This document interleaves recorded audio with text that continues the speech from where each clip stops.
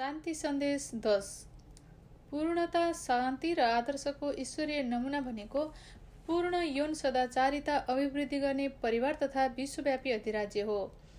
संसारभरिका para आशिष प्राप्त परिवारहरू, सम्मानित शान्ति दूतहरू, जीवनको सबै क्षेत्रका अग्रणीहरू तथा देश विदेशबाट पाल्नुभएका आदरणीय अतिथि महानुभावहरू, ईश्वरीय विधि विधानको इतिहासमा आज एउटा महत्त्वपूर्ण दिन हो। यो मैले सन्तानको दिवस घोषणा गरेको 47औं वर्षको शुभारम्भ पनि हो। हाम्रा प्रथम पुर्खाहरू आदम र इभको पतनका कारणले गुमेको सृष्टिको ईश्वरीय उद्देश्य प्राप्तिका लागि नगरी नहुने र क्षतिपूर्ति मार्फत पुनस्थापनको मार्गमा स्थापित गर्ने पनि 4वटा महान कोसे ढुङ्गाहरू छन्। यी भनेका ईश्वर दिवस, मातापिता दिवस, सन्तान दिवस र सृष्टिका सम्पूर्ण वस्तुहरूका दिवस हुन्। सन् 2001 मा ईश्वरीय राजसत्ताको राज्यारोहण समारोह विजयपूर्ण सुसम्पन्न गरियो र सन् 2006 को जुन महिनामा चङ्गिलगुक शान्ति दरबार प्रवेश तथा राज्याभिषेक समारोहको समयमा चङ्गिलगुक ईश्वरीय अधिराज्यको दैविक विधि विधान शुभारम्भ भएको घोषणा गरियो। त्यसपश्चात दैविक विधानका 4 महान कोसे ढुङ्गाहरूमध्ये सच्चा सन्तान दिवसको यो पहिलो शुभ अवसर हो। यस गरिमामय दिनलाई स्मरणीय बनाउन र हाम्रो संकल्पलाई थप मजबुत बनाउन म पूर्ण शान्ति र आदर्शको ईश्वरीय नमुना भनेको नै पूर्ण यौन सदाचारिता कायम राख्ने विश्वव्यापी अधिराज्य हो भन्ने विषय वस्तुमा ईश्वरीय सन्देश सम्प्रेषण गर्न गइरहेको छु। स्वर्गबाट प्राप्त यो सन्देशको निचोड मैले बितेको वर्षमा संसारका 6.5 अर्ब मानिसहरूलाई प्रदान गरेको छु। ईश्वरीय विधि विधानको दृष्टिकोणबाट तपाईहरूको भूमिका एवं दायित्व साथै तपाईहरू बाँचिरहनु भएको युगको महत्त्वका बारेमा पुनः स्मरण गराउन म यो सबै गर्दैछु। यही महावाणीहरू जीवनका महावाणीहरू हुन् जुन 120 जना अन्तर्राष्ट्रिय धार्मिक नेताहरूले सच्चा मातापिताबाट प्रत्यक्ष रूपमा प्राप्त गरेर संसारका 120 राष्ट्रहरूमा पुनर्वाचन गरिरहेका छन्। सच्चा पितामाताको परिवारका 3 पुस्ताका सदस्यहरूले सञ्चालन गरेको विश्व सम्बोधन भ्रमणले स्वर्गको सन्देश र वैवाहिक आशिष मार्फत मानवताको मुक्तिका लागि ढोका खुला गरेको छ। त्यस आधारशिलामा केन भूमिकाको संसारलाई प्रतिनिधित्व गर्ने यी धर्म नेताहरूले आफ्नो दायित्व पूरा गर्न संसारका कुना कुनामा भ्रमण गरिरहेका छन्। ब्रह्माण्डीय शान्ति महासङ्घको अभ्युदय। महिला तथा सज्जनवृन्द, इतिहासभरि मानव जाति मानवीय प्रयत्नमा मात्र आधारित भएर शान्तिका खोजीमा निरन्तर लागि परेको छ। यसको जल्दो बल्दो उदाहरण प्रजातन्त्र र साम्यवाद बीचको टकराव हो। सतही रूपमा भन्दा यी दुई बीचको मूलभूत भिन्नता भनेको मौलिक अधिकार तथा स्वतन्त्रतालाई दिइने मान्यता र प्रत्याभूतिको परिणाम हो। यद्यपि ईश्वरीय विधि विधानको दृष्टिकोणबाट साम्यवाद र प्रजातन्त्र भनेका बाबुआमा गुमाएका सन्तानहरू जस्तै हुन्। यी दुई क्रमश केन र एभलको दर्जामा विभाजित भए र द्वन्द्वको भूमरीमा जकडिए। पूर्णता प्राप्त नगरेका मानिसहरूद्वारा सञ्चालित भएका कारणले शान्ति अभियानहरूले इतिहासभरि सधैँ निश्चित असफलता र अवरोधहरूको सामना गर्नु परेको छ।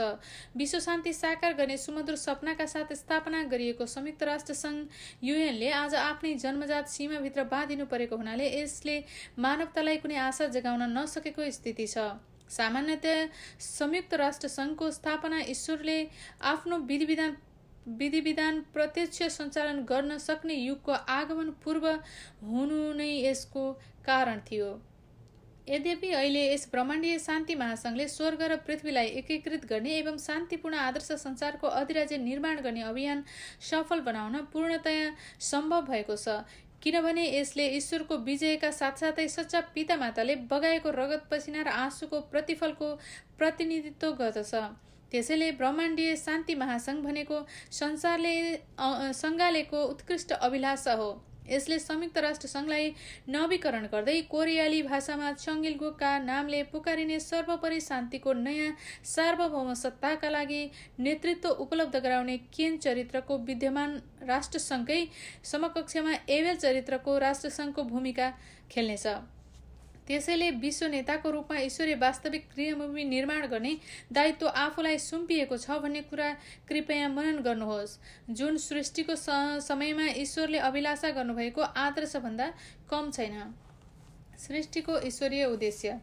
आदरणीय नेता, विश्वका नेताहरू, ईश्वरले मानव जातिलाई सृष्टि गर्नको मूल उद्देश्य के हो जस्तो तपाईलाई लाग्छ? साधारण भाषामा भन्नुपर्दा साँचो प्रेममा आधारित आदर्श परिवारको माध्यमबाट आनन्दको अनुभूति गर्नु नै यसको उद्देश्य रहेको हुनुपर्छ। एउटा आदर्श परिवार कस्तो हुन्छ? ईश्वरले सर्वप्रथम मानव जातिलाई सृष्टि गर्नुहुँदा साँचो प्रेमको स्वामी बन्न सकुन् भनेर सम्पूर्ण पुरुषको प्रतिनिधित्व गर्ने गरी आदम र स्त्री जातिको प्रतिनिधित्व गर्ने गरी इवलाई सृष्टि गर्नुभएको थियो। तिनीहरूका निमित्त साँचो प्रेमको चरित्र विकास गर्ने सबैभन्दा छोटो उपाय के थियो? त्यो भनेको ईश्वरका साथ बाबुआमा र सन्तानको सम्बन्ध कायम गर्नु नै थियो, जहाँ उनीहरू आफ्नो पिताका रूपमा ईश्वरको उपासना गर्दै शान्तिको ईश्वरीय आदर्श अंगीकार गर्ने नमुना परिवार बनाउन सक्दथे। नित्य खुसीको अनुभूति गर्दै तिनीहरूले एक परिवार जस्तै भएर ईश्वर साथ रहने मार्ग अनुसरण गर्नुपर्थ्यो। नमुना परिवार निर्माण गर्न र शान्तिको आदर्श स्थापित गर्न ईश्वरले आदम र इवलाई सृष्टि गरेर मानव जातिको प्रथम पुर्खाका रूपमा स्थापित गर्नुभयो। आफ्ना सुपुत्र र सुपुत्रीको रूपमा उनीहरूलाई हुर्काउन उहाँ पूर्ण समर्पित हुनुभयो। यी सुपुत्र सुपुत्रीले सम्पूर्ण त्रिभुवनलाई आफूमा समाहित गर्नुपर्थ्यो, आत्मिक र भौतिक संसार बीचका मध्यस्थकर्ता हुनुपर्थ्यो र उहाँको साँचो प्रेम, सत्य जीवन र पवित्र वंश मार्फत उहाँका साथ आबद्ध हुने सृष्टिको अधिष्ठाता हुनुपर्थ्यो। महिला तथा सज्जनवृन्द, आदम र इवले एउटा शान्तिपूर्ण र आदर्श परिवारको नमुना स्थापित गर्नुपर्ने थियो। परम ईश्वरले एउटा पूर्ण मापदण्डको आधारशिलामा परम मूल्य स्थापित गर्न मानव जातिलाई सृष्टि गर्नुभएको थियो। त्यसैले मानव जातिले स्वर्गीय मार्गको मार्गसँग तादात्म्यता मिलाउँदै त्यस पूर्ण मापदण्डको मार्गलाई आफ्नो अनुसरण नगरी हुँदैन। यसको मतलब हामीले परम पात्र ईश्वरलाई आफ्नो जन्मदाताको रूपमा उपासना गर्ने आफ्नो निर्दिष्ट जीवनको मार्ग अवलम्बन नगरी हुँदैन। अर्को शब्दमा मानिसहरूले ईश्वरको सादृश्यतामा आफूलाई पूर्ण तुल्याउन र त्यो परम सत्ताको सुपुत्र सुपुत्री कहलिन सक्ने चारित्रिक विशेषता भएको वैयक्तिक हैसियत हासिल गर्न ईश्वर निर्दिष्ट पूर्ण मापदण्डमा आधारित मार्गलाई अनुसरण गर्नै पर्दछ। यस मार्गको मूलभूत विशेषता भनेको पूर्ण यौन सदाचारको मापदण्ड कायम गर्नु हो। पूर्ण यौन सदाचारिता पहिलो चरण भनेको नै पूर्ण यौन सदाचार कायम गर्नु हो। अर्को शब्दमा भन्दा विवाह गर्नु पूर्व पूर्ण यौन पवित्रताको मापदण्ड कायम गर्नु हो। जन्म पश्चात हामी वृद्धि प्रक्रियाहरू पार गर्दै हुर्कन्छौँ। आफ्ना पितामाताको प्रेम र संरक्षणको छत्रछायामा एक अत्यन्त सुरक्षित तथा निर्भयपूर्ण परिवेशमा हामी आफ्नो शैशव एवं बाल्यकाल पूरा गर्दछौँ। त्यसपश्चात हामी किशोरावस्थाको समयमा प्रवेश गर्दछौँ, जसले एक नवीन तथा गतिशील जीवनको शुभारम्भको सङ्केत गर्दछ। यसबेला हामी आफू वरिपरिका सृष्टिका सबै वस्तुहरूसँग बिल्कुलै नयाँ तहमा सम्बन्धहरू निर्माण गर्दछौँ। हामीले आन्तरिक रूपमा आफ्नो चारित्रिक पूर्णताका माध्यमले र बाह्य रूपमा वयस्कतामा प्रवेश गरेर पूर्ण मनुष्य बन्ने मार्गको आफ्नो यात्रा शुभारम्भ गर्ने क्षण भनेको नै यही किशोरावस्थाको समयावधि हो। परन्तु यो समयमा जोसुकै मानिसले पनि एक अपरिहार्य पूर्ण शर्तको पालना गर्नुपर्छ। त्यो भनेको आफ्नो यौन पवित्रता कायम गर्नु हो। यौन पवित्रता मानव जातिको यौन सदाचारिताको पूर्ण नमुनामा आधारित रहेको हुन्छ। ईश्वरले मानव जातिलाई सृष्टिको आदर्श पूर्ण गर्नका लागि निर्वाह गर्नुपर्ने तिनीहरूको निर्दिष्ट दायित्व र जिम्मेवारीका रूपमा यो प्रदान गर्नुभएको थियो। त्यसैले यो स्वर्गीय मार्ग यौन सदाचारिताको उच्चतम नमुना पूर्ण गर्ने बाटो हो। ईश्वरले प्रथम मानव पुर्खा आदम र इवलाई सृष्टि गर्दा दिनुभएको एकमात्र आदेश एउटै वचन के थियो? यो ईश्वरले उनीहरूको विवाहका लागि स्वीकृति नदिँदासम्म यौन सदाचारिताको मापदण्डलाई जोगाएर राख्ने आदेश र आशीर्वाद थियो। हामीले बाइबलका हरफमा यही कुरा पाउँछौँ, जसले आदम र इवले असल खराब बोधि वृक्षको फल खाएको दिनमा उनीहरूको निश्चित मृत्यु हुने कुरालाई इङ्कित गरेको छ। यदि त्यो खानाबाट जोगिएर ईश्वरीय आदेशलाई पालना गरेका भए तिनीहरूले आफ्नो चारित्रिक विकास पूर्ण गर्ने थिए र सृष्टिकर्ताका रूपमा सृष्टिकर्ता ईश्वरसँग बराबरीको हैसियतमा स्थापित हुने थिए अनि सृष्टिमाथि प्रभुत्व कायम गरेर ब्रह्माण्डका स्वामी भन्दै अनन्त र आदर्श आनन्दको लाभ उठाउने थिए। ईश्वरले तिनीहरूलाई आफ्नो पवित्रता संरक्षण गर्न दिएको आदेश नै उहाँको आशीर्वाद थियो, जसले गर्दा तिनीहरूले उहाँका सच्चा सन्तानको रूपमा उहाँको वैवाहिक आशिष ग्रहण गरेर सच्चा पति र पत्नी बन्न र सच्चा सन्तानलाई जन्म दिएर सच्चा पिता माता बन्न सक्थे। यसले ईश्वरादेश भनेको उहाँको सृष्टिको सिद्धान्त पूर्ण यौन सदाचारिता भन्दा अलग कुरा थिएन भन्ने हाम्रो बुझाइलाई अझ गहन बनाउँछ। इतिहासभरि ईश्वरादेशभित्र लुकेर रहेको अहम सत्य यो थियो, मानव जातिले ईश्वरका सन्तानका रूपमा तिनीहरूको वैयक्तिकता पूर्ण गर्न र सृष्टिका स्वामीका रूपमा स्थापित गर्नुका लागि ईश्वरीय आदर्शको सार यौन सदाचारिताको नमुना ग्रहण गरेर त्यसैद्वारा बाँच्नुपर्छ। अर्को कुरा भनेको पति पत्नीको सम्बन्धमा पूर्ण यौन सदाचारिताको नमुना पेश गर्नु हो। जीवनभन्दा पनि अमूल्य कुरा कुनै छ भने त्यो यही पूर्ण ब्रह्मचार्यको ईश्वरीय नियम हो। पति पत्नी भनेका एक अर्काका निमित्त ईश्वरले प्रदान गर्नुभएका अनन्त जीवन सहयात्रीहरू हुन्। सन्तान पैदा गरेर तिनीहरू साँचो प्रेम, सत्य जीवन र पवित्र वंशका सह सृष्टिकर्ता तथा पूर्ण अद्वितीय निर्विकार तथा अनन्त आदि स्रोतमा परिणत हुन्छन्। किनभने 1000 वर्ष बाँचे पनि मानिसहरू आफैले सन्तान जन्माउन सक्दैनन् भन्ने यो स्वर्गीय सिद्धान्त हो। विवाह पूर्व आफ्नो पवित्रता संरक्षण गरेर ईश्वर मार्फत पवित्र पति पत्नीको रूपमा अनुबन्धित हुनुपर्ने मनुष्य जाति कसरी ईश्वरीय मार्गबाट विचलित भएर गलत मार्ग अँगाल्दै पथभ्रष्ट हुन पुगे। मानिसहरू जनावरभन्दा फरक हुन्छन्। ईश्वरले आफूहरूलाई उहाँका सन्तानका रूपमा सृष्टि गर्दा के अभिलाषा राख्नु भएको थियो भन्ने कुरा बुझेको खण्डमा गलत बाटो भनेको सृष्टिकर्तालाई अकल्पनीय विश्वासघात र अवज्ञा गर्नु हो भन्ने तिनीहरूले महसुस गर्नेछन्। यो त्यस्तो विनाशको बाटो हो जसमा तिनीहरूले आफ्नै चियान खनिरहेका हुन्छन्। मानव पतनबाट उत्पन्न भएको यो बाटो सृष्टिको आदर्शको क्षेत्रभन्दा बाहिर रहेको छ। महिला तथा सज्जनवृन्द, पूर्ण यौन सच्चरित्र भनेको ईश्वरले मानव जातिलाई प्रदान गर्नुभएको महानतम आशीर्वाद हो। पूर्ण यौन सच्चरित्रको मापदण्ड कायम नहुने हो भने आत्मिक परिपक्वतातर्फको व्यक्तिको चारित्रिक पूर्णताको मार्ग बन्द हुन्छ अनि पूर्णता हासिल गर्ने व्यक्तित्वहरू मार्फत एक सच्चा परिवार अन्तर्गत पूर्ण यौन सदाचारको आदर्शलाई सुनिश्चित नगरिकन ईश्वरलाई समेत सशरीर अवतार लिने ईश्वरको रूपमा आफ्नो प्रतिष्ठा कायम गर्न असम्भव हुन्छ।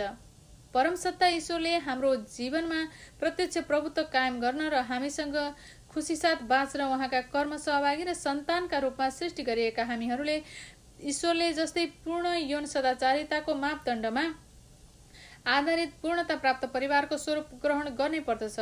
पूर्ण यौन सदाचारितालाई कायम राखेको परिवारको घेराभित्र मात्र मौलिक रूपमा हुनुपर्ने जस्तो जीवनका लागि यौन नैतिकताको आदर्श नमुनामा आधारित सम्बन्धहरू सिर्जना गर्न सम्भव हुन्छ। यस जीवनमा हजुरबुवा, हजुरआमा, बाबुआमा, छोराछोरी र नाति नातिनाहरू सहित 3 पुस्ताको क्षेत्र समावेश हुन्छ। यस आधारशिलामा मात्रै ईश्वरको अनन्त जीवन र मानव जातिको अनन्त जीवन सम्भव हुन्छ भन्ने कृपया स्पष्टसँग बुझ्नुहोस्। त्यसर्थ यदि पूर्ण यौन सच्चरित्र कायम गरेका भए आदम र इवले वैयक्तिक पूर्णता अर्थात् ईश्वरीय सदिच्छा अनुरूपको आफ्नो चारित्रिक परिपक्वता हासिल गर्ने थिए र ईश्वरीय वैवाहिक आशिष मार्फत दाम्पत्य सम्बन्धमा कदम राखेर ईश्वरसँग पूर्ण एकत्व कायम गर्ने थिए।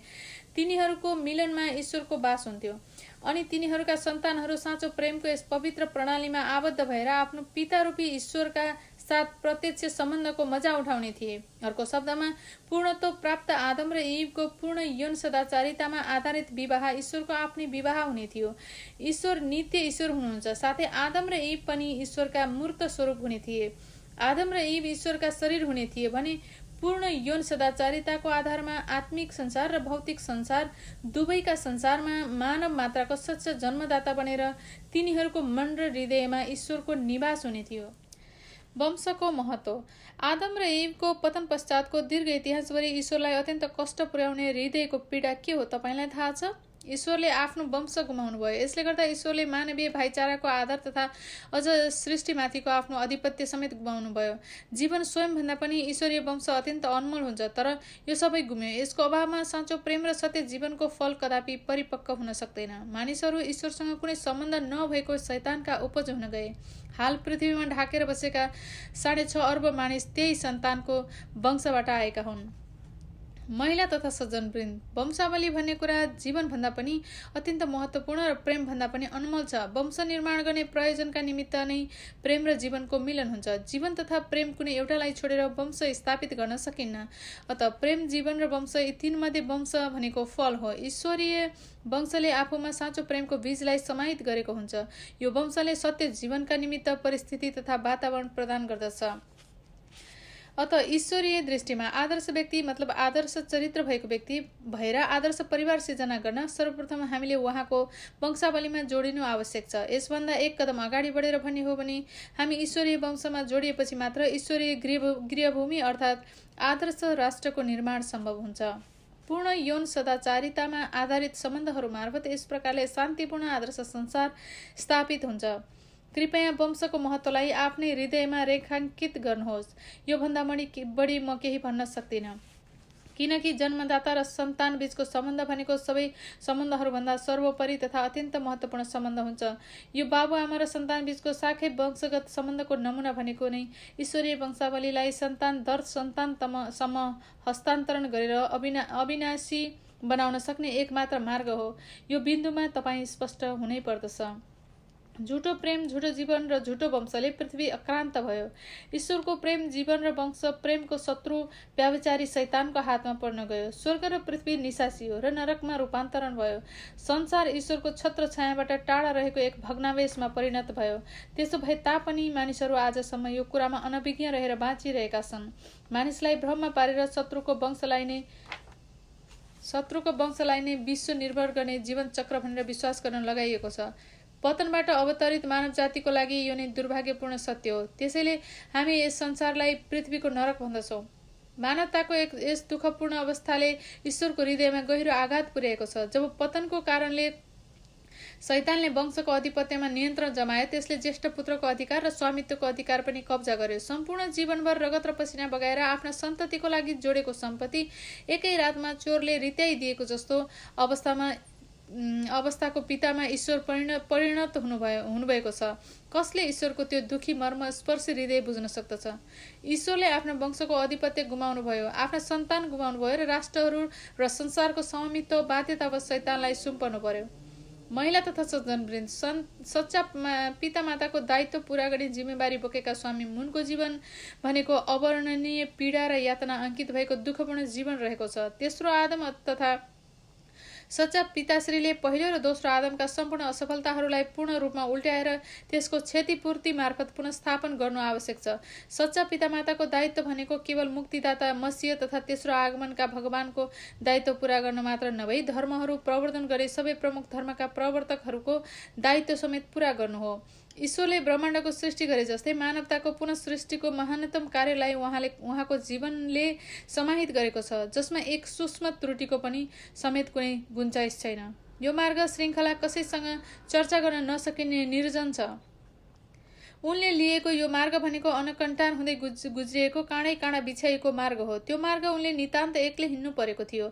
ईश्वरले पनि उनलाई स्वीकार्न सक्नुभएको थिएन। रगत छाड्दै धेरै पटक जीवन र मृत्यु बीचको दोसाँधमा पुगेर पनि आफूले ईश्वरलाई दिएको वचन साकार पार्न र पूर्ण यौन सदाचारको नमुना पेश गर्न मरेपछि डढेको चिताबाट पुनः यौवन लिएर उठ्ने अमरचरी जस्तै उनले पनि पुनः उठ्नु परेको थियो। निर्दोष हुँदाहुँदै पनि स्वामी मुनले आफ्नो जीवनमा पटक पटक गरी 6 पटकसम्म कारावास सजाय भोग्नु परेको थियो। जीवनको प्रारम्भिक दिनमा जापानमा अध्ययन गर्ने क्रममा स्वतन्त्रता अभियानको निमित्त भूमिगत काम गर्दा औपनिवेशिक शासनबाट कोरिया स्वतन्त्र भएपछि साम्यवादी शासन अन्तर्गत रहेको प्योङयाङ शहरमा ईश्वरीय सदिच्छाको विषयमा दिएको प्रवचनको निमित्त एक स्वतन्त्र राष्ट्रको रूपमा कोरियाको जन्म भएपछिको स्याङमनरीको प्रशासन कालमा र संसारका सामु आफूलाई प्रजातन्त्रको नमुनाको रूपमा सगौरव प्रस्तुत गर्ने अमेरिकामा पूर्ण यौन सदाचारको नमुनालाई पूर्णता प्रदान गर्न स्वामी मुनले गुजार्नु भएको सक्रिय जीवनलाई कसले बुझ्न सक्छ? दुखी पात्रमा परिणत हुनुभएका हाम्रा ईश्वर र मृत्युको पन्जामा परेर पीडाले छटपटाइरहेका संसारका पतित मानिसको मुक्तिका निमित्त जिब्रो टोकेर परिश्रम गर्दै उनले भोगेको जीवन अत्यन्त कष्टमय रहेको छ। अहिलेसम्म पनि कसैले मेरो हृदय बुझेर सहानुभूतिको एउटा मात्र शब्द बोल्यो भने पनि मेरो भक्कानो फुट्छ र मेरो आँसु झरी जस्तै निर्झर रूपमा प्रवाहित हुन्छ। आफ्नो वंश र स्वामित्वको आधिपत्य ज्येष्ठ पुत्रको अधिकार पुनः हासिल गर्ने एउटै मात्र उपाय भनेको शैतानमाथि स्वामित्व स्वाभाविक रूपमा आधिपत्य जमाउनु अथवा शैतानलाई स्वेच्छाले आत्मसमर्पण गर्न लगाउनु हो। यसलाई सुसम्पन्न गर्ने रहस्य के हो त? साँचो प्रेमको शक्तिले मात्र यसलाई सम्भव बनाउँदछ। आफ्ना सन्तानलाई भन्दा पनि बढी हाम्रा शत्रुलाई प्रेम गरेपछि मात्र यो कुरा सम्भव हुन्छ। साँचो प्रेम भनेको कस्तो प्रेम हो? अरूबाट सेवा ग्रहण गर्ने होइन, बरु अरूको निमित्त त्याग र सेवा गर्नु नै साँचो प्रेमको विशेषता हो। साँचो प्रेमले त्याग गर्छ, तर त्याग गरे भनेर फुर्किँदैन, बरु त्यो त्याग गर्ने प्रक्रियालाई अविच्छिन्न रूपमा जारी राख्दछ। साँचो प्रेम भनेको सहज र प्रदान गरिने प्रेम हो। यो उल्लासमय हृदयको उपज हो। यो आफ्नो शिशुलाई काखमा राखेर स्तनपान गराइरहेकी आमाको प्रेम हो। यो भनेको सन्तानले आफ्ना बाबुआमाप्रति सहज र अभिव्यक्त गर्ने सन्तानोचित कर्तव्य हो। साँचो प्रेममा आबद्ध भएपछि हामी पारस्परिक सामिप्यको निरन्तर आनन्द उठाएर सदा सदाका लागि एक हुन सक्छौँ। प्रेमको आकर्षणले ब्रह्माण्डका सबै चिजहरूलाई हाम्रो आधिपत्यमा ल्याइदिन्छ। त्यसपछि ईश्वर पनि हाम्रो साथ बस्न आउनुहुनेछ। साँचो प्रेमको मूल्य बराबर अरू कुनै कुरा छैन। पतित मानव जातिले सिर्जना गरेका राष्ट्र बीचका सीमाङ्कन तथा जाति र धर्म बीचका अडचनहरूलाई निर्मूल गर्ने शक्ति साँचो प्रेममा हुन्छ। साँचो प्रेमका विशेषताहरू पूर्ण, अद्वितीय, अपरिवर्तनीय र अनन्त हुन्। अत ईश्वरीय साँचो प्रेमको अभ्यास गर्ने व्यक्ति सदा ईश्वरको सामिप्यमा रहन्छ, आनन्दित हुन्छ र ईश्वरको कार्यमा बराबरीको हैसियतले सहभागी हुने गरी अधिकार उपभोग गर्दछ। त्यसै कारण अरूको खातिर बाँचेको जीवन साँचो प्रेमको जीवन हो, जुन स्वर्गीय अधिराज्यमा प्रवेश गर्न अपरिहार्य पूर्वाधार हो। आत्मिक संसार वास्तवमै अवस्थित छ। प्रत्येक व्यक्तिको मन र शरीर हुन्छ र आत्मिक शरीर मनभन्दा पनि उत्कर्षमा अवस्थित हुन्छ। आफ्ना स्थूल शरीरका साथ हामी अवस्थित रहेको संसारका र हाम्रा आत्माहरूको निर्दिष्ट गन्तव्य रहेको आत्मिक संसार दुवैमा ईश्वर विराजमान हुनुहुन्छ। त्यसर्थ साँचो प्रेममा ईश्वरका साथ पूर्ण रूपेण एक भएपछि मात्र हामी पूर्ण हुन सक्छौँ। यस्तो पूर्ण व्यक्तित्व भएको मानिस सानो व्यक्ति भए पनि समग्र इतिहास तथा भविष्यका सबै सम्भावित सम्बन्धहरूलाई प्रतिनिधित्व गर्ने अनन्त मूल्य समाहित भएको व्यक्तित्व कहलिन सक्छ। यस्तो सार्वलौकिक मूल्यबोध भएपछि मात्र हामी आफ्नो जीवन मनबाट निर्देशित र मनैप्रति समर्पित हुनुपर्छ भन्ने कुरा महसुस गर्दछौँ। त्यसै कारण तपाईँको अन्तःचेतनालाई तपाईँले सम्पादन गर्नुभएका हरेक क्रियाकलाप मात्र होइन, तपाईँले पाल्नुभएका हरेक विचारको पनि पूर्वाभास तथा ज्ञान हुन्छ। तपाईँका गुरु, बाबुआमा र अझ ईश्वरभन्दा पनि पहिले तपाईँको अन्तःचेतना यी कुराहरूप्रति सचेत हुन्छ। अत आफ्नो अनन्त गुरु अन्तःचेतनाको निर्देशनप्रति पूर्ण वफादार भएर जीवन बाँचेको खण्डमा तपाईँले अनन्त जीवनको पूर्ण प्रत्याभूति पाउनुहुनेछ। ईश्वरीय सृष्टिको प्रकृति यस्तो किसिमको छ।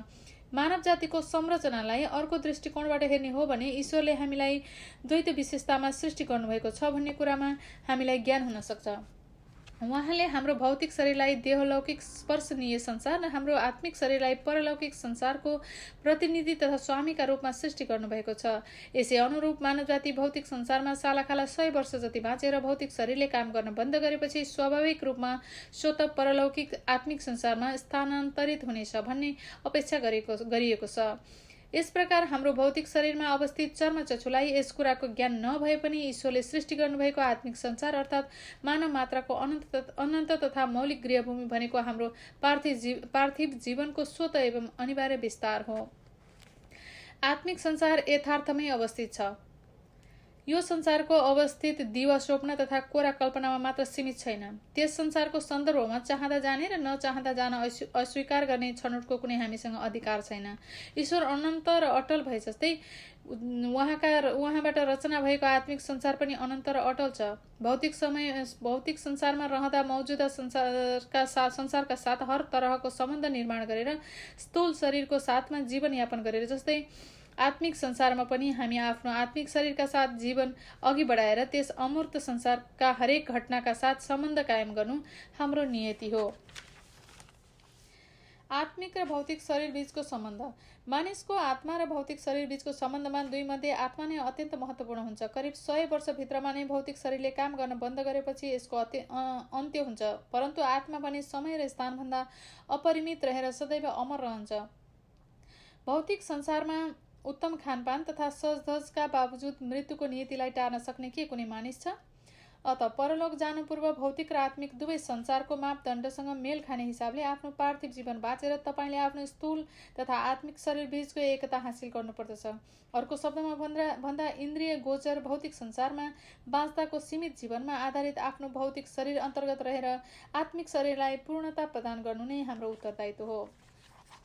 महिला तथा सज्जनवृन्द, यद्यपि आत्मिक शरीरले स्वतः पूर्णता हासिल गर्छ भन्ने यसको अभिप्राय होइन। साँचो प्रेम झल्काउने आफ्ना क्रियाकलापहरू मार्फत आफ्नो पार्थिव जीवन कालमा नै मन र शरीरबीच पूर्ण एकता हासिल गरेको आधारमा मात्र तपाईँको आत्मिक शरीरले पूर्ण परिपक्वता ग्रहण गर्न सक्छ।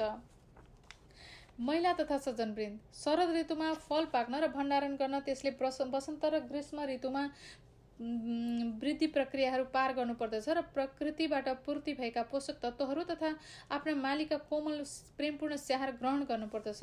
अल्छी र अज्ञानी मालिकले बगैँचामा फलाएको फल विभिन्न किसिमका रोगबाट ग्रसित हुन्छन् र प्रतिकूल मौसमबाट प्रभावित हुन्छन्। अन्ततोगत त्यो नपाक्दै रुखबाट झर्दछ या किरा पर्दछ। हुन त त्यो फल नै हो, परन्तु त्यो अन्य फलभन्दा फरक हुन्छ, किनकि यो कदापि बजारमा बेच्न लायक हुँदैन।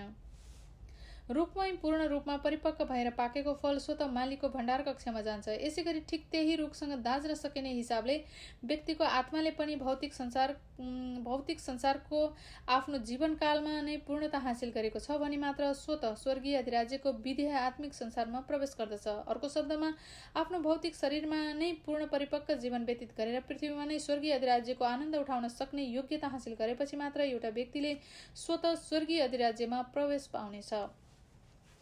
पृथ्वीमा जीवनयापन गर्दा तपाईँले गरेका प्रत्येक कार्य तथा गतिविधिहरू कुनै अपवाद बिना स्वर्गको सार्वजनिक नियम अनुरूपको मापदण्डको आधारमा तपाईँको आत्मिक शरीरमा अभिलेखित हुन्छन्। यसरी तपाईँ आफ्नो आत्मिक शरीरको स्वरूपमा आत्मिक संसारमा प्रवेश गर्नुहुन्छ, जसमा तपाईँको पार्थिव जीवन 100% तुरुस्त अभिलेख हुन्छ। पृथ्वीमा आफूले तपाईँले सद्गुणले भरिपूर्ण परिपक्व जीवन बाँच्नुभएको छ कि दुश्चरित्रले भरिएको प्रदूषित दुर्बल जीवन बाँच्नुभएको छ भन्ने कुरा तपाईँको आत्माले स्पष्ट रूपमा देखाउनेछ। यसको अभिप्राय तपाईँको फैसला ईश्वरले नै गर्ने नभई तपाईँ स्वयंले गर्नुहुन्छ भन्ने हो। व्यक्तिलाई यो ईश्वरीय अद्भुत नियमको बोध भएको खण्डमा के उसले त्यसपछिका आफ्ना पार्थिव जीवनका दिनहरू शैतानका विविध प्रलोभनबाट वशीभूत भएर केवल मोज मजाकको खोजीमा मात्र स्वार्थ तथा अनैतिकतापूर्वक व्यतीत गर्न सक्छ? त्यसो होइन, बरु तपाईँले आफ्नो पार्थिव जीवनको जोखिम उठाएर भए पनि आफ्ना आत्मिक देहलाई घाइते तथा दागी हुनबाट जोगाउनु पर्दछ। नरकमा जाने हो कि स्वर्गमा जाने हो भन्ने तपाईँको नियतिको फैसला तपाईँका प्रत्येक पलका विचार, वचन तथा व्यवहारबाट निर्धारित हुन्छ भन्ने कुरा सधैँ मनन गर्नुहोस्। परन्तु आफ्नो जीवनमा निरीक्षण गर्दा तपाईँ निसन्देह रूपमा आफ्नो बाह्य अस्मिता तथा आन्तरिक अस्मिता निरन्तर द्वन्द्व तथा सङ्घर्षपूर्ण सम्बन्धमा रहेको पाउनुहुन्छ। यस्तो सङ्घर्षलाई कति दिन जारी राख्ने अनुमति दिनुहुन्छ? 10 वर्ष, 100 वर्ष? त्यस विपरीत ब्रह्माण्डका सम्पूर्ण अस्तित्वहरू अपरिहार्य रूपमा एक खास पद्धतिमा अनुबन्धित छन्। ईश्वरले मानव जातिलाई यस्तो पद्धतिविहीन द्वन्द्वग्रस्त अवस्थामा सृष्टि गर्नुभएको थिएन भन्ने कुरालाई यसले पुष्टि गर्दछ। बाह्य देह अर्थात् आफ्नो भौतिक शरीर उन्मुख सबै प्रकारका प्रलोभनहरू परित्याग गरी आन्तरिक स्वयं अर्थात् अन्तश्चेतनाको मार्गलाई अनुसरण गर्दै जीवनमा विजय हासिल गर्नु भनेको नै मानव जातिको रूपमा आफ्नो दायित्व तथा जिम्मेवारी हो भन्ने कुरा तपाईँले बुझ्नुपर्दछ। यसरी जीवनयापन गर्ने व्यक्तिलाई मात्र स्वर्गीय सौभाग्य प्राप्त हुन्छ र यस्ता व्यक्तिले आफ्ना आत्मिक अस्मिताको पूर्णता हासिल गर्दछ। स्वर्गीय अधिराज्य र परिवार।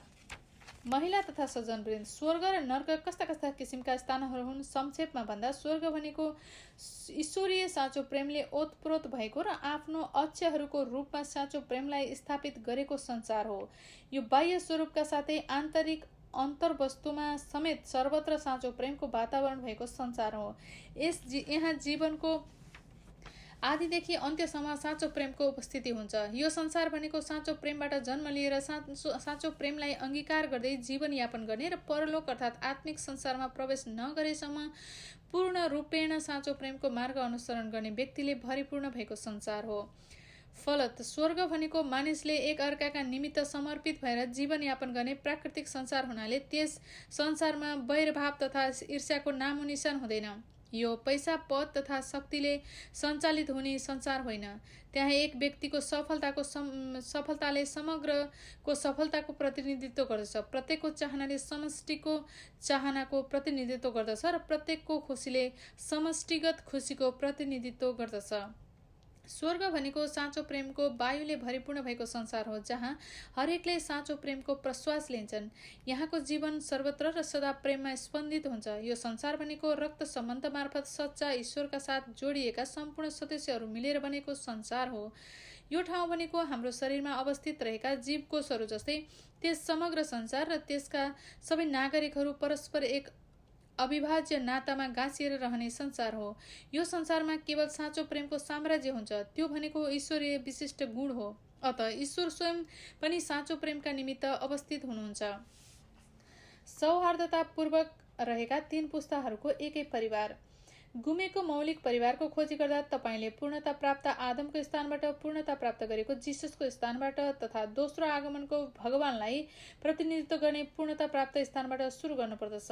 ईश्वरले यस्ता परिवारमा वास गर्नुहुन्छ। यस्तो परिवारमा बाजे बजेहरू, बाबुआमाहरू र सन्तानहरू गरी 3 पुस्ताहरू सौहार्दतापूर्वक रहेका हुन्छन्। तपाईले आफ्नो पुर्खाहरूको ऐतिहासिक मूलको रूपमा रहेका बाजे बजेलाई विनयपूर्वक सेवा र सत्कार गर्नुपर्दछ।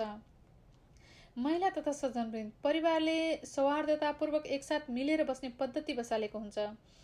जुन घरमा बाबुआमा र सन्तानहरू एक अर्कामा प्रेम र सम्मान गर्छन्, श्रीमान र श्रीमती आपसी विश्वास र प्रेममा अडेका छन्, अनि दाजुभाइ र दिदीबहिनीहरू एक अर्कामा विश्वास र भरोसा गर्छन् र सबैजना एक भएर सँगै रहन्छन् भने त्यो नै आदर्श परिवारको नमुना हो। साँचो प्रेमको जराबाट साँचो प्रेमको वृक्ष बीजारोपित भएर साँचो प्रेमको फल प्रदान गर्ने सच्चा परिवारको स्थापना तपाईले नगरी हुँदैन भन्ने यसको तात्पर्य हो। यसरी बाजे बजै, बाबुआमा र नाति नातिनाहरू गरी 3 पुस्ताहरू अनन्त ईश्वरको सेवा गर्दै एक परिवारको रूपमा सँगै बस्नुपर्दछ। यस्तो परिवार हेर्ने ईश्वरको सदिच्छा छ। वंश, मसीह र शान्ति दूतको रूपमा चङ्गिलगुक अर्थात् ईश्वरीय अधिराज्यको यस्तो परिवारको स्थापना गर्न लागि पर्नु तपाईँको दायित्व हो। महिला तथा सज्जनवृन्द, ईश्वरले समेत एक्लै रहनुपर्दा नियस्रो मानेर फर्कन आतुर देखाउने किसिमको परिवार तपाईँहरूले निर्माण गर्नुपर्दछ। कुनै पनि बाबुआमाले आफ्ना सन्तानलाई भेट गर्दा जस्तै धकफुकाएर ईश्वरले तपाईँको परिवारसँग भेट गर्नुपर्दछ। ईश्वरको साधनारत भएर बाँच्नु भनेको नै यही हो।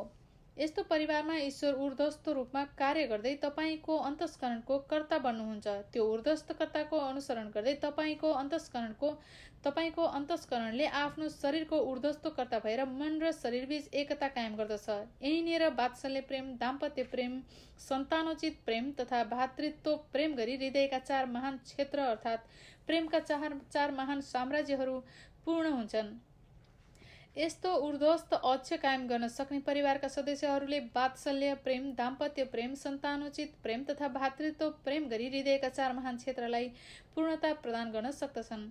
त्यो परिवार तलमाथि, अघि पछि र दायाँ बायाँ गरी सबै दिशासँग जोडिन सक्छन्। अविच्छिन्न चक्रीय गतिमा तिनीहरूले परस्पर परिक्रमा गर्दछन्। सम्पूर्ण संसार यस्तो सच्चा परिवारबाट भरिपूर्ण भयो भने मात्र त्यो संसार कुनै कानुनी व्यवसाय या न्यायाधीशहरूको जरुरत नपर्ने गरी ईश्वरीय विधि र प्रक्रियाले सञ्चालित हुने संसारमा परिणत हुनेछ। तपाईको सत्कर्म तथा कुकर्मप्रति को व्यक्ति सर्वाधिक पूर्ण सचेष्ट हुन्छन्? तपाईका बाजे बजै, बाबुआमा, जीवनसाथी र सन्तानहरू यसप्रति पूर्ण सचेष्ट हुन्छन्। परिवारभित्र समाधान हुन नसक्ने के कुनै कुरा छ? बाबुआमा र सन्तान, पति र पत्नी अनि ज्येष्ठ बन्धु एवं कनिष्ठ बन्धुले एक अर्काप्रति समर्पित भएर जीवनयापन गर्ने उदाहरण पेश गरेपछि कसरी तिनीहरूले कुनै अक्षम्य अपराध गर्न सक्छन्? यस्तो परिवारका सदस्यहरू अपराधमा संलग्न हुने के कति अवसर रहला। ईश्वरीय विधि र प्रक्रियाले सञ्चालित हुने संसार भनेको नै विघ्न बाधारहित पवित्र विवेक तथा सत्यको प्राकृतिक संसार हो। यो संसार भनेको कुनै कलङ्कको प्रतिछाया बिनाको मध्याह्नको घाम जस्तै छर्लङ्ग परम मूल्य भएको संसार हो। अन्तर सांस्कृतिक आदान प्रदान, वैवाहिक आशिष। आदरणीय महिला तथा सज्जनवृन्द, शैतानको वंशसँगको हाम्रो साँठगाँठले इतिहासभर नै धेरै कष्ट भोग्नु परेको छ। त्यस नातालाई तोड्न हामी साहसपूर्वक अगाडि बढौँ र सच्चा पितामाताको वंशको जरामा समाहित हौँ। जङ्गली जैतुनको वृक्ष जसरी जीवनयापन गरेर मृत्यु वरण गर्ने जीवनशैलीलाई किन हामीले मूर्खतापूर्वक निरन्तरता दिइरहेका छौँ? एउटा जङ्गली जैतुनको रुख हजारौं वर्ष बाँचे पनि त्यसले खालि अरू जङ्गली जैतुनको रुखको बिउ मात्रै उत्पादन गर्दछ। यस किसिमको चक्र बिउबाट उम्कने हाम्रो मार्ग के हुन सक्छ त? यो पवित्र वैवाहिक आशिष ग्रहण गरेर हुन्छ। पवित्र आशीर्वाद समारोहले साँचो जैतुनको रुखमा गाँसिने अनुकम्पा प्रदान गर्दछ। यसको शुभारम्भ ईश्वरको साँचो वंशलाई मानव जातिमा प्रवेश गराउन आएका सच्चा पितामाताबाट भएको थियो। तपाईँले आफ्नो वंशलाई ईश्वरको वंशमा परिवर्तन गर्नुभयो भने तपाईँका सन्ततिहरू स्वतः ईश्वरको वंशमा गाँसिन्छन्। पुनर्जीवन, पुनर्जन्म र अनन्त जीवन गरेर 3 चरणमा पवित्र आशीर्वाद प्राप्त गरिन्छ। यसले मानिसलाई जाति, संस्कृति, राष्ट्रियता, सम्प्रदाय तथा धर्मको घेराभन्दा माथि उठ्ने र मानव मात्राको एउटा परिवार बनाउने अभूतपूर्व कार्यमा योगदान पुर्याउँछ। ईश्वर छालाको रङमा कुनै भेदभाव देख्नुहुन्न। उहाँ राष्ट्रिय सीमाङ्कनलाई मान्यता दिनुहुन्न। धर्म र संस्कृतिले खडा गरेका बाधा अडचनहरूको पछाडि ईश्वरको कुनै हात छैन। तिनीहरू त अरू केही नभएर दुष्टका जाल मात्र हुन्। झुट्टा बाबुआमाको रूपमा मानव जातिमाथि शासन गर्न त्यसले 10,000 वर्षदेखि यस्ता जालहरू प्रयोग गरेको छ। पृथ्वीमा शान्तिपूर्ण आदर्श संसार स्थापना गर्ने अन्तिम उपाय भनेको नै अन्तर सांस्कृतिक वैवाहिक आशिष आदान प्रदान मार्फत पूर्ण यौन सदाचारिताको जीवन निर्वाह गर्नु हो भनेर आफ्ना परिवार तथा कुलका सदस्यहरूलाई सिकाउनु तपाईँको दायित्व हो। तपाईँका परिवारहरू र कुलहरू सबै अन्तर सांस्कृतिक विवाह मार्फत पूर्ण यौन सदाचारिता हासिल गर्ने व्यक्तिको पवित्र पंक्तिमा समावेश हुनुपर्दछ। महिला तथा सज्जनवृन्द, तपाईँहरूको लागि एउटा फराकिलो मार्ग खोलिएको छ जसमार्फत तपाईँहरू सच्चा पितामाताबाट प्रदान गरिएको पवित्र जीवनामृत समारोहमा नवविवाहित दम्पतिको रूपमा वा पहिले नै विवाह गरिसकेको दम्पतिको रूपमा सहभागी भई वैवाहिक आशिष प्राप्त गरेर आफ्नो वंश परिवर्तन गर्न सक्नुहुन्छ र सच्चा परिवार स्थापित गर्न सक्नुहुन्छ। सच्चा पितामाताको शान्ति अभियान। महिला तथा सज्जनवृन्द, म यहाँ ईश्वरीय विधि विधान सम्बन्धी क्रान्तिकारी परियोजनाको एउटा प्रस्ताव पेश गर्न चाहन्छु। शान्ति र मानव कल्याणका खातिर तथा ईश्वरको पितृभूमि र मूल गृहभूमि निर्माण गर्नका निमित्त म वेरिङ स्टेटमा वारपार गर्न एउटा सुरुङ बनाउन प्रस्ताव गर्दछु, किनकि यो पूर्व पश्चिम तथा उत्तर दक्षिण गरेर शैतानले विभाजन गरिराखेको ऐतिहासिक विभाजनको अवशेष हो र यसले उत्तरी अमेरिका र रुसको भूभागलाई अलग्याएको छ। यस मार्गलाई म विश्व शान्तिको राजकीय पुल वा सुरुङ भन्दछु र यस पुलले एउटा अन्तर्राष्ट्रिय राजमार्ग प्रणालीलाई जोड्नेछ जसको सहायताले मानिस जमिनै जमिन भएर अफ्रिकाको केप अफ गुड होपबाट चिलीको सान्टियागो तथा लन्डनबाट न्युयोर्क जान सक्दछ। यसरी विश्व एउटा समुदायको रूपमा जोडिन जानेछ। ईश्वर अब विच्छेद र विभाजनलाई सहने छैन भनेर चेतावनी दिइरहनु भएको छ। यस्तो उद्देश्यले सञ्चालित यस परियोजनाले विश्वलाई एउटा गाउँको बस्ती जस्तै परस्पर जोडिदिन्छ। यसले जातिपाति, संस्कृति, धर्म तथा राष्ट्र बीचको मानव निर्मित पर्खालहरू ढल्नेछन् र ईश्वरीय आन्तरिक सदिच्छाको रूपमा रहेको शान्तिपूर्ण आदर्श संसारको साम्राज्य स्थापित हुनेछ। संयुक्त राज्य अमेरिका र रुस एक हुन सक्छन्। युरोपेली महादेश, चीन, भारत, जापान, ब्राजिल तथा सम्पूर्ण राष्ट्रहरू र अरू विश्वका सबै धर्महरूले पनि आफ्ना शक्ति र परियोजनाको सफलताका लागि जुटाउन सक्छन्। यस परियोजनाको सफलता नै मानिसहरू एक आपसमा नलड्ने शान्तिपूर्ण आदर्श संसारको अधिराज्य खडा गर्नमा निर्णायक हुनेछ। शान्तिपूर्ण आदर्श संसारको आगमन। प्यारा आशिष प्राप्त परिवारहरू, तपाईहरू इतिहासकै सर्वाधिक सौभाग्यशाली तथा गौरवपूर्ण समयमा बाँच्दै हुनुहुन्छ। स्वर्गीय अधिराज्य स्थापना पश्चातको युगको आगमन भइसकेको छ। अहिले म इतिहासमा यस संसारमा पैदा भएर प्रत्यागमन गरेका आत्मिक संसारमा अवस्थित तपाईँका अरबौं पुर्खाहरूले दीर्घ प्रतीक्षा तथा चाहना गरेको नवीन स्वर्ग तथा धरतीको आगमन भएको घोषणा गर्दैछु। यो भनेको शान्तिपूर्ण आदर्श अधिराज्यको युग हो। आशिषपूर्ण स्वर्गको मार्गमा तपाईलाई पथ प्रदर्शन गर्न चारै ठूला धर्मका महान प्रवर्तकहरू र तपाईँका अरबौं सच्चा पुर्खाहरू पृथ्वीमा अवतरित भइसकेका छन्। पतित तथा भ्रष्ट जगतले मानवतालाई ध्वस्त गर्ने तथा दुराचारी व्यक्तिलाई अन्य व्यक्तिको भन्दा उत्तम जीवन प्रदान गर्ने युग अब रहेन। हामी अहिले हाम्रो अन्तिम गन्तव्य रहेको राष्ट्र तथा धार्मिक नीति नियम स्थापित गर्न प्रयत्नरत छौं, जसले ईश्वरलाई केन्द्रबिन्दु मानेर उपासना गर्दछ। त्यो कस्तो राष्ट्र हुन्छ? त्यो शान्तिपूर्ण आदर्श संसारको अधिराज्य हुनेछ। त्यो राज्यले एक आपसमा सहयोग, आदर, भरोसा र मेलमिलापका साथ प्रेममा एक भएर 3 पुस्ता एकैसाथ बाँचिरहेको सच्चा परिवारको स्वरूप धारण गर्दछ। संक्षेपमा यो मानवताले युगौंदेखि अभिलाषा राखेको राष्ट्र हो। ईश्वरको सर्वोच्चता रहेको सपनाको संसार हो। मानवताको एक बृहत्तर परिवार निर्माण गरेर हाम्रा हृदयका पर्खालहरू ढाल्ने र राष्ट्र बीचको सीमा रेखाहरू हटाएर पारस्परिक सहअस्तित्व, समृद्धि र बृहत्तर भलाइको समाजलाई साकार रूप प्रदान गर्ने अभियानको शुभारम्भ यसरी एउटा परिवारबाट हुन्छ। त्यसकारण पृथ्वीमा त्रैलोक्य शान्ति अधिराज्य स्थापना गर्ने दिशातर्फ कदम बढाउने सच्चा परिवारको स्थापना तथा निर्माण गर्नु नै हाम्रो दैव निर्दिष्ट दायित्व हो भन्ने कुरालाई सबैले मनन गर्नुपर्दछ। वास्तवमा यी सबै पार हुँदै गइरहेका छन्। ताजको घर जस्तो अवस्थामा रहेको मध्य पूर्वमा यहुदी, इसाई तथा मुस्लिमहरूले वार्ताको नयाँ आयाममा संलग्न हुन मेरो शान्तिको दर्शनमा आवश्यक ऊर्जा भेटाएका छन्। बितेका दशकमा मेरो एकीकरण विचारधाराले शीत युद्ध अन्त गर्न निर्णायक भूमिका खेलेको थियो। अहिले म मेरो गृहभूमि कोरियाको पुनः एकीकरण गर्न पर्दा पछाडिका प्रयासहरूलाई सफलताका साथ अगाडि बढाइरहेको छु। तर ईश्वरको आदेशमा आफ्नो जीवनको कर्म सुरु गरेको हुनाले म अझै सन्तुष्ट भइसकेको छैन। म ईश्वरको आशिषका साथ मानव मात्राको सच्चा पितामाता भएर आएको हुँ र उहाँलाई दिएको वचन पूरा गर्न कटिबद्ध छु। राष्ट्रका बीचमा विभाजन ल्याएर यस धरतीलाई विषाक्त गर्ने सबै किसिमका तगाराहरू हटाउन र सबै मानिसले हातेमालो गरेर बाँच्न सक्ने शान्तिपूर्ण आदर्श संसारको अधिराज्य स्थापित गर्न म कटिबद्ध छु। ईश्वर र सच्चा पितामाताले खोल्नु भएको भगवानको आगमन पश्चातको युग भनेको नाटकीय परिवर्तनको युग हो।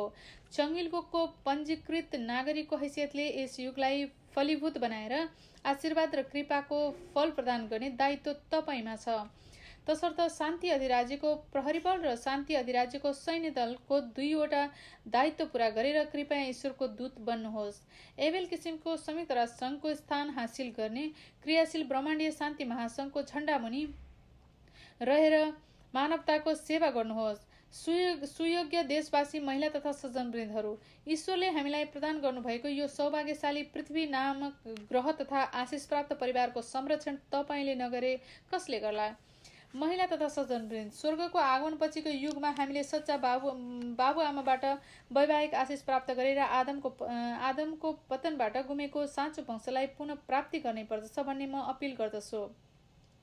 व्यक्तिगत, परिवार, कुल, जाति र राष्ट्रिय गरी आशिष ग्रहण गर्ने ईश्वरीय विधि विधान 5 चरणहरूमा पूर्ण हुन्छन्। यस प्रकार विश्वव्यापी स्तरमा 3 पुस्ते आदर्श परिवार स्थापना तथा पुनस्थापन गरेर स्वर्गको आगमन पछिको युगमा आशिष प्राप्त परिवारको रूपमा हाम्रो अलौकिक दायित्व पूरा गरौँ। यसै उद्देश्य प्राप्तिका लागि जिसस संसारमा अवतरित भएर यहाँबाट विदा हुनु पूर्व सम्पादन गर्न खोज्नु भएको थियो। यसैले म अहिले केन अधिपत्यलाई प्रतिनिधित्व गर्ने राजनीतिक मण्डल र एबेल अधिपत्यलाई प्रतिनिधित्व गर्ने धार्मिक मण्डल बीचको अस्वस्थ सम्बन्धलाई पूर्ण रूपले समाप्त गरेर तिनीहरूलाई एकीकरण गर्ने हेतुले सबै राष्ट्रिय र कुल मसीहहरूलाई नेतृत्व गरिरहेको छु। अहिले ईश्वर निर्दिष्ट युगको दायित्व आफूमाथि आएको छ भनेर विश्वको जनसङ्ख्याको 74% प्रतिनिधित्व गर्ने मङ्गोलियाली जनता महासङ्घले दायित्व बोध गर्नुपर्दछ। अत विश्वव्यापी स्तरमा आशिष प्राप्त गरेर संसारलाई पुनस्थापन गर्दै यसले आफ्नो दायित्व निभाउनु पर्दछ। यसले मानवताको पहिलो परिवारमा सुरु भएको केन र एबेल बीचको द्वन्द्व समाप्त गर्नेछ। महिला तथा सज्जनवृन्द, अहिले ईश्वरीय विधि विधानको समयको आगमन भएको छ। केन र एबेल रूपी 2 छोराहरूलाई मिलाउने अभिभार हाम्रो काँधमा आएको छ। यिनीहरूलाई एक गराउन सक्ने कुरा भनेको आफ्नी आमाको वात्सल्य प्रेम हो। आफ्नै मौलिक स्थान पुनस्थापित गरेर त्यसलाई त्रैलोक्य शान्तिका सम्राट र सम्राज्ञीका रहनुभएका सच्चा बाबुआमा समर्पण गर्नुपर्दछ। आफू एउटा विशिष्ट समयमा बाँचेको छु भनेर हृदयङ्गमन तथा मनन गर्नुहोस्। यसमार्फत साँचो आदर्श परिवारको पुनस्थापन गरेर हाम्रा मानव पुर्खाको पतन मार्फत शैतानको हातमा पर्न गएको स्वामित्वको अधिकार तपाईँ सहोदर नातेदारको प्रेमको क्षेत्र पुनः ईश्वर समक्ष समर्पण गर्ने जिम्मेवारी अहिले ईश्वरले तपाईँलाई दिनुभएको छ। अहिले तपाईँहरू मुक्ति र पूर्ण आन्तरिक स्वतन्त्रताको युगतर्फ लम्किरहनु भएको छ, जुन चौथो आदमको हृदयको साम्राज्य अन्तर्गतको ईश्वरीय विधि विधानको युग हो। अर्को शब्दमा यो स्वर्गको आगमन पछिको समय हो। लाक्षणिक रूपमा भन्नुपर्दा यो समय भनेको कुनै कालो प्रतिछाया बिना सूर्य प्रत्यक्ष रूपमा ठिक हाम्रो शिरमाथि रहेको समय हो। यसले स्वर्गको आगमन पूर्वको पुरानो नयाँ तथा पूर्ण करार युगको शिखर पार गरिसकेको कुरालाई संकेत गर्दछ। यी युगले आदर्शको पुनर्सिर्जनामा अथाह क्षतिपूर्ति तथा हर्जनाको माग गरेका छन्। यद्यपि अहिलेको समय भनेको आदमको पतन पूर्वको मौलिक आदर्श संसार निर्माण गर्ने समय जस्तै छ। यसले सर्वसम्पन्न सर्वशक्तिमान तथा समग्र अख्तियार समाहित भएको साँचो प्रेमको युगलाई जनाउँदछ। यो सच्चा पिता माता अर्थात् शान्तिका सम्राट सम्राज्ञीमा केन्द्रित एकीकृत सत्ताको रूपमा आत्मिक र भौतिक संसार परस्पर आबद्ध भएको हृदयको साम्राज्य हो। अर्को शब्दमा भन्दा यो युग भनेको स्वर्ग तथा एवं धरतीमा शान्ति र एकताको साम्राज्य छाएको युग हो। ईश्वर सम्पूर्णको शान्ति सम्राट हुनुभएकाले कृपया तपाईहरू उहाँलाई आफ्ना सच्चा बाबुआमाका रूपमा सभक्ति सेवा गरेर बाँच्ने सच्चा राजकुमार र राजकुमारी बन्नुहोस्।